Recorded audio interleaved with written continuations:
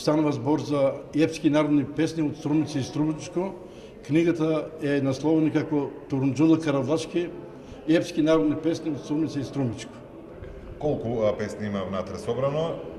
Има од мене запишено 15 песни, плюс 3 од други извори и две со малку поинака, содржина околу 21 песни на 102 страни. Тоа се песни за јунак кој што исклучиво за него се пее во Струмица. Во друго место не се пее. Во друго, освен во зборникот на Шапкарев, на друго место нема објавено од него песни. За него мислам, за Турунџула Каравлачки, така да мислам, ова е уникатен, автохтон наш струмички јунак, феудален, средновековен, как да кажем. Книгата ја подготвил 48 години. Ако земе и две со работив на неа, тоа се 50 години, половин век.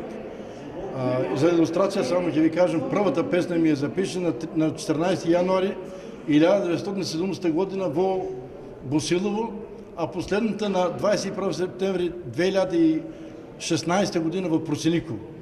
Така да еден период од скоро 50 години, од сите села од Струмичко и од Струмица 2-3 песни. На вистина беше тешко се наоѓаат такви ретки песни. Јас бев многу среќен кога ќе наидам на некој трак на песна со таква содржина и со таков јунак.